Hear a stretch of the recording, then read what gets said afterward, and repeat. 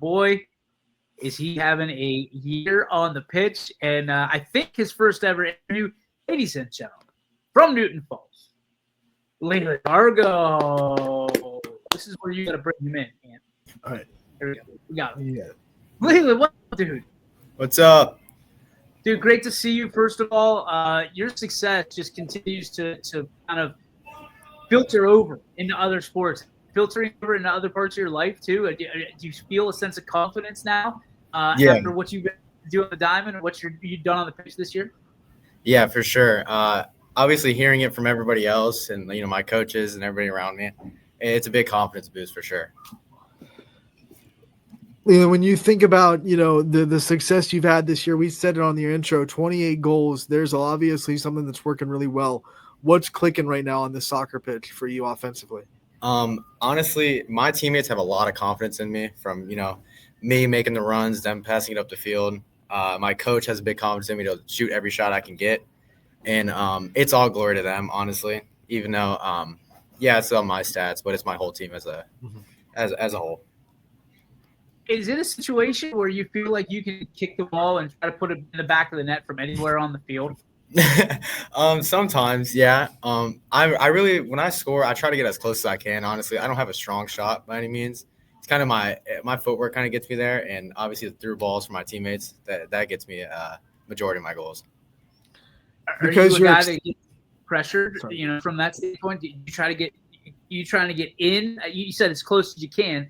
Yeah. You feel the defense kind of clamping down. Do you feel pressured by that and you try to get the shot off maybe a little earlier, or do you look for your teammates to try to manipulate that as well? Yeah, there's not much pressure. If they bite on me, I always got another striker to my left that'll have another shot. And if they don't bite, it's usually an open shot. There's not much pressure into that. The only time I really get thrown around is on throw-ins and corner kicks. Other than that, there's not much. With what you're able to do on the baseball diamond and the soccer pitch at the same time, you are excelling at many sports at once. What's it like to kind of find success in different avenues of your sports career? It's just a lot of fun to be able to perform for my school and in front of everybody. When it comes to soccer, obviously I haven't worked my whole life for soccer, but this year I've started taking it a little bit serious, and it's obviously paying off. And then for baseball, there's a little bit more pressure on me for that. I've worked my whole life for baseball. And to being able to perform at a high level in both sports, it's been amazing. I've had so much comfort from the community and my team and my coaches. It's been a great time all around. What have been some of your biggest challenges as you've been through high school and played varsity sports? What are some of the challenges that you met head on, and what are some of the things that are easy to you? I think the thing that the challenge, the biggest one is you got practice, you got games. It's keeping up with your work. Especially like baseball, we had 2.5 hour practices, maybe lifting after, a lot of conditioning and stuff like that. Going home and still having the energy to say do your mobility for that night or get your work done, it's kind of tough. And then for soccer, the big mental aspect of all the running and then staying strong throughout the games. I mean, it's long games. You have 80-minute games. And staying strong through that is definitely the hard part. And then the easier parts would just kind of come in what you know. Like for baseball, I played it my whole life. That stuff comes pretty natural to me. Soccer, I had to work a little bit for the start of the season, and everything that I've done is starting to pay off throughout the year. Junior year is when things kind of start to get real for athletes, right? Especially if they want to play, a sport at the next level. They start to really think about the horizon and what's on the future, and they're looked at for leadership now because you're an upperclassman. There's a lot of step up from sophomore to junior year. What's that transition been like for you to kind of now be an upperclassman? It's been a lot of fun being able to have a team and be able to run it yourself, or at least help a lot, especially with guys around you that'll listen and that want to get better. It's going to be great. Especially I'm looking forward to being a captain this year for baseball and being able to run some of my own drills, just help the team as much as I can is going to be a lot of fun for me. But from that jump from sophomore to junior year is a pretty big jump in the leadership aspect. And I'm looking forward to it. It'll be fun. And it can be feast or famine. You've obviously been through that at Newton Falls. You guys can be really good. It can be really tough here.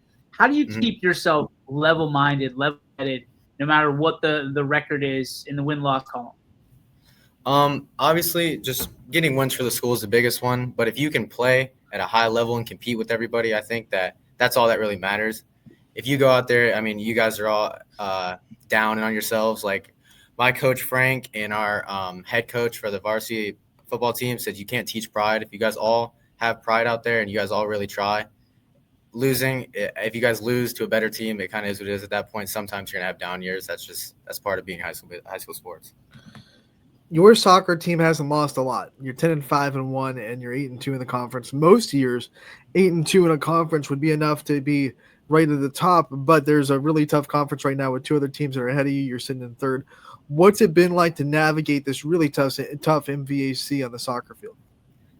It's been tough. Like Champion, that team's defense is very, very good. Scoring on them, it was near impossible. They have like 7 guys back. Crestview's very well coached, like top to bottom. They're all very disciplined. They stay everybody stays in their spot. Those two teams are very hard to play against. When I have to control my team, I have a lot of help from my our head defender, Connor Dunlap, and Tyler Stinson. He runs the field very well. Those two guys help me a lot out there on that field.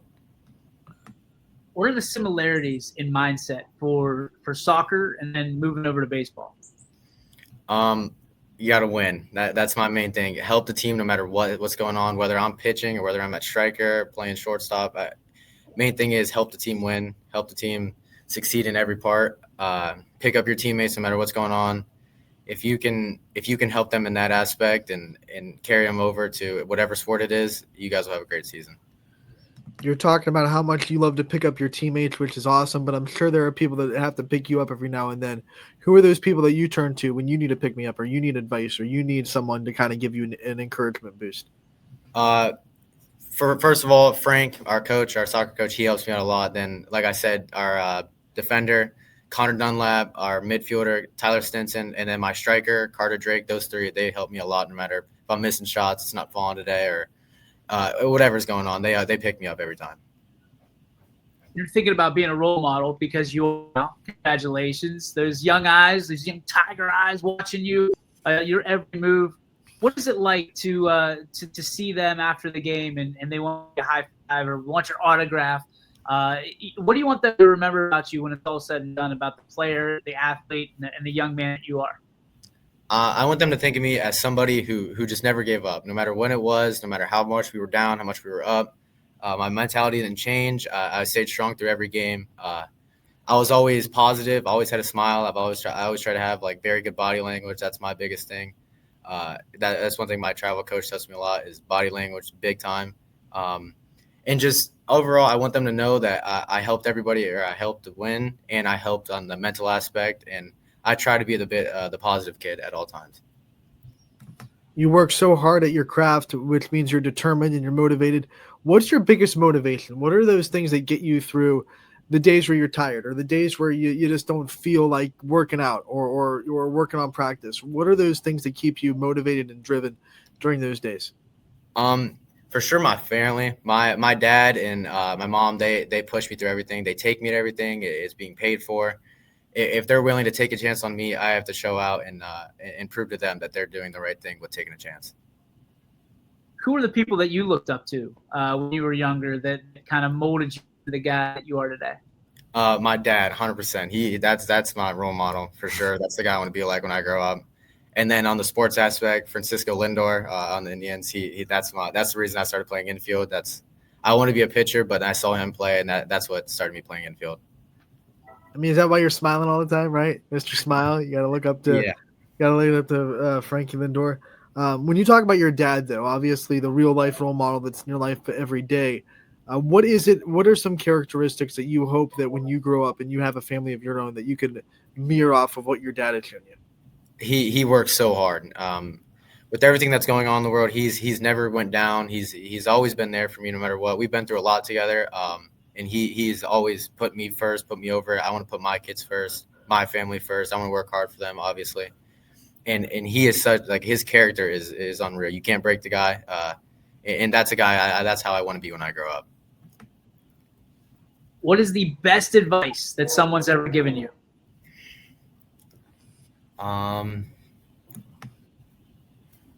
It's hard to be a team that doesn't quit. my travel coach. That's probably the best quote I've ever heard from a coach. You can't beat a team that doesn't quit, or it's hard to beat a team that doesn't quit.